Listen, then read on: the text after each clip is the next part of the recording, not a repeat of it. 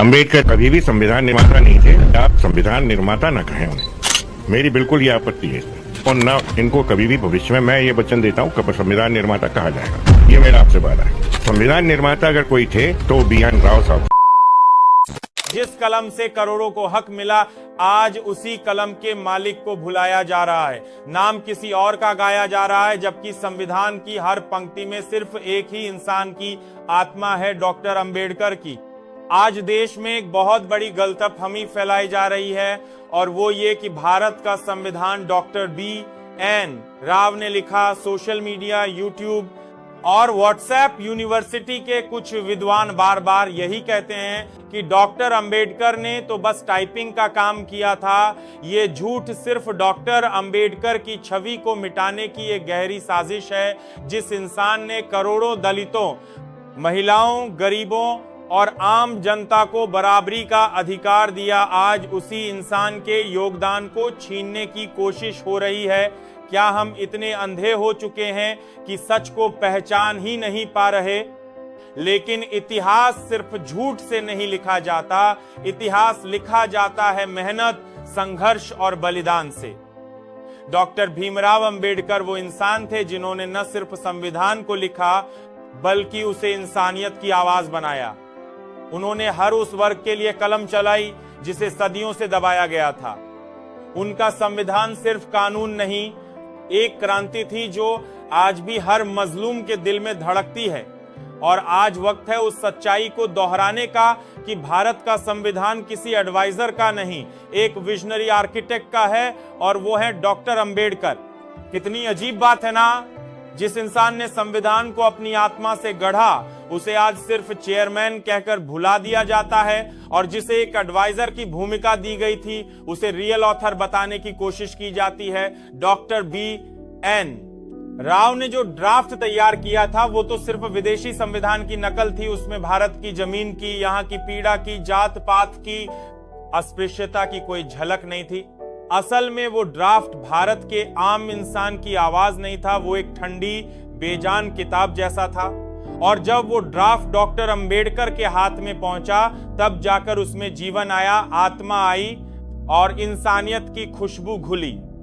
उन्होंने हर लाइन को बहस के लिए खोला, उन्होंने शोषितों के लिए स्पेशल प्रोविजंस जोड़े, उन्होंने राइट टू इक्वालिटी की परिभाषा में जाति और लिंग के जख्मों को जगह दी।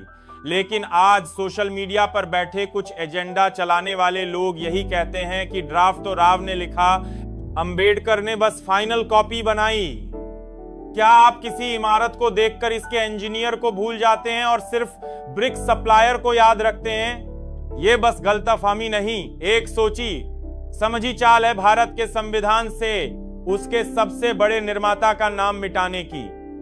लेकिन अगर आप चुप रहे तो कल को यही झूठ इतिहास बन जाएगा। क्या आपको पता है, जब संविधान सभा बनाई गई थी तब उसमें ज्यादातर लोग उच्च जातियों से थे, और ऐसे माहौल में डॉक्टर अंबेडकर को ड्राफ्टिंग कमेटी का चेयरमैन बनाना अपने आप में एक क्रांति थी। लेकिन आपको यह भी जानना चाहिए कि उसी सभा में बैठे कई लोग डॉक्टर अंबेडकर को नापसंद करते थे, उन्हें अछूत और ब्रिटिश का आदमी कहकर नीचा दिखाते थे। फिर भी अंबेडकर ने एक शब्द नहीं कहा, उन्होंने जवाब अपने काम से दिया। वो रोज सुबह सबसे पहले सभा में पहुंचते, रात तक बैठे रहते, हर सदस्य की बात सुनते, बदलाव सुझाते और फिर संविधान की हर लाइन को दोबारा गढ़ते। लेकिन क्या आज किसी ने यह बताया कि डॉक्टर बी.एन. राव उस दौरान कहीं भी सार्वजनिक चर्चा में शामिल नहीं हुए? उन्होंने न बहस की, न विरोध सुना, न आम जनता की पीड़ा को महसूस किया। अंबेडकर ने तो देश की नब्जों को पढ़कर संविधान की धड़कनें लिखी। उन्होंने हर वर्ग, हर जाति, हर महिला, हर पीड़ित को इक्वल स्पेस दिया। आज जिन्हें संविधान के असली निर्माता के रूप में प्रस्तुत किया जा रहा है, उन्होंने कभी संसद में खड़े होकर उसके एक शब्द पर बहस नहीं की। लेकिन आज वही लोग जो संविधान को किताब समझते हैं, डॉक्टर अंबेडकर को बस एक हस्ताक्षरकर्ता तक सीमित कर देना चाहते हैं। ये सिर्फ शर्म की बात नहीं, ये हमारे भविष्य से विश्वासघात है। सोचिए जरा, अगर डॉक्टर अंबेडकर ना होते तो क्या आज आप वोट दे पाते? क्या आप मंदिरों में जा पाते? क्या कोई दलित या पिछड़ा व्यक्ति सरकार की नौकरी में जा पाता? नहीं। लेकिन आज की सबसे बड़ी विडंबना यह है कि वही डॉक्टर अंबेडकर जिनकी कलम ने इन अधिकारों को जन्म दिया, उन्हीं को संविधान का लेखक मानने से इनकार किया जा रहा है। और ये कोई गलती नहीं है, ये एक सोची समझी मानसिक गुलामी है जो ये मानती ही नहीं कि कोई दलित व्यक्ति देश की सबसे बड़ी किताब का लेखक हो सकता है। Doctor B.N. राव की भूमिका को इतना बढ़ा चढ़ाकर दिखाया जा रहा है जैसे उन्होंने भारत की आत्मा को महसूस किया हो, लेकिन सच्चाई यह है कि उन्होंने तो सिर्फ कुछ विदेशी कॉन्स्टिट्यूशंस को पढ़कर एक लीगल ड्राफ्ट तैयार किया, वो भी बिना भारत की जमीनी सच्चाइयों को समझे। जब उस ड्राफ्ट को संविधान सभा के सामने रखा गया तो उसमें से ज्यादातर चीजें हटानी पड़ी, बदलनी पड़ी, और ये जिम्मेदारी डॉक्टर अंबेडकर ने अकेले निभाई। वो न रुके, न झुके, न थके। उन्होंने वो संविधान रचा जो आज भी हमें जिंदा रखे हुए है, और आज उसी इंसान को भुलाने की कोशिश की जा रही है सिर्फ इसलिए क्योंकि उन्होंने ब्राह्मणवादी सोच को चुनौती दी थी। क्या आप इस साजिश को समझ पा रहे हैं, या फिर आप भी उस झूठे इतिहास को सच मान बैठेंगे?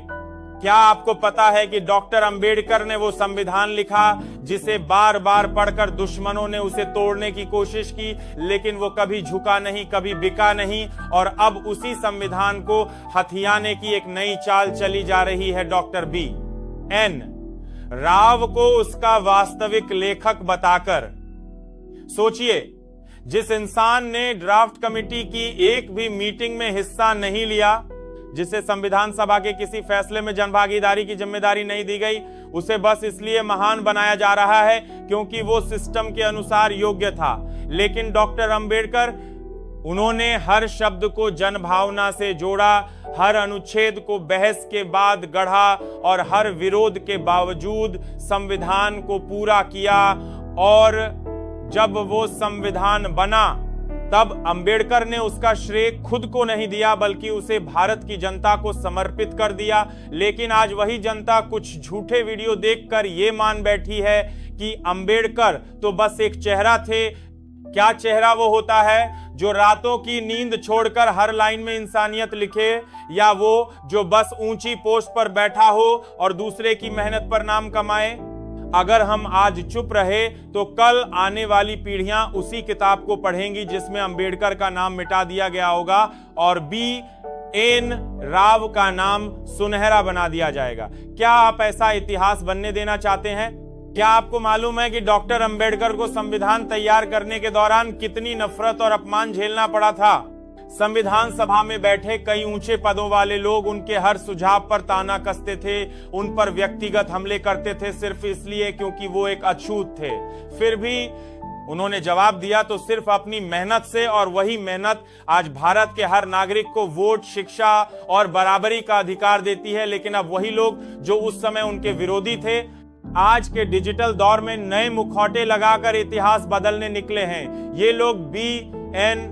राव को सामने लाकर डॉक्टर अंबेडकर की सोच, उनकी क्रांति और उनकी आत्मा को मिटा देना चाहते हैं। लेकिन उन्हें यह नहीं पता कि अंबेडकर कोई नाम नहीं, एक चेतना है, और चेतना को मिटाया नहीं जा सकता।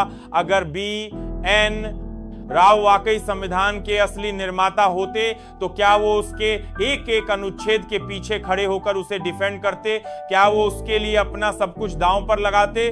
नहीं, ये सिर्फ अंबेडकर ही कर सकते थे, और उन्होंने किया। आज जरूरत है उस सच को दोहराने की, उस आवाज को फिर से जगाने की जो कहती है मैं अकेला था पर सच्चाई के साथ था। और इतिहास गवाह है, झूठ कितना भी ताकतवर हो, सच आखिर में जीतता है। अब फैसला आपके हाथ में है, आप सच्चाई के साथ खड़े होंगे या मौन रहकर झूठ का इतिहास बनने देंगे? क्या आप जानते हैं कि डॉक्टर अंबेडकर ने संविधान लिखते वक्त सिर्फ कानून नहीं गढ़े, बल्कि भारत की आत्मा को शब्द दिए? लेकिन यही आत्मा आज सिस्टम की चुप्पी में दम तोड़ रही है। स्कूलों की किताबों में B.N. राव का नाम धीरे धीरे घुसाया जा रहा है, और अंबेडकर का योगदान सिर्फ ड्राफ्ट कमेटी का अध्यक्ष कहकर सीमित किया जा रहा है। कुछ ताकतवर लोग ये चाहते हैं कि आम जनता को ये बताया जाए कि संविधान ऊंचे कुल के किसी विद्वान ने लिखा ताकि जातिवादी सोच फिर से मजबूत हो जाए। लेकिन क्या आपको याद है कि जब देश की पहली आजाद सरकार बनी तो उसी डॉक्टर अंबेडकर को लॉ मिनिस्टर बनाया गया, क्योंकि नेहरू और पटेल जानते थे कि सिर्फ वही इंसान संविधान की नींव को न्याय की आत्मा दे सकता है। बी एन राव कभी संविधान सभा में बहस के लिए नहीं खड़े हुए, न उन्होंने लोगों के सवालों के जवाब दिए, जबकि अंबेडकर ने हर एक सवाल, हर एक संशोधन का डटकर सामना किया। सोचिए, अगर राव ही असली लेखक होते तो क्या अंबेडकर को ही हर अनुच्छेद पर स्पष्टीकरण देने की जरूरत पड़ती? नहीं।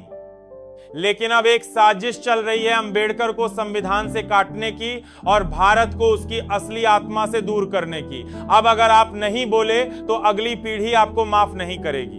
अब समय आ गया है कि हम सिर्फ गर्व ना करें बल्कि सच के लिए लड़ें। डॉक्टर अंबेडकर सिर्फ संविधान के निर्माता नहीं थे, वो उस भारत की नींव थे जिसमें हर इंसान बराबर हो। लेकिन आज जो कुछ लोग बी एन राव को संविधान का लेखक साबित करने में जुटे हैं, वो असल में अंबेडकर के विचारों को मिटाने की साजिश चला रहे हैं। ये साजिश सिर्फ किताबों में नहीं, हमारे दिमागों में भरी जा रही है, ताकि आने वाली पीढ़ियां ये जान ही ना पाएं कि उनके अधिकारों का असली योद्धा कौन था।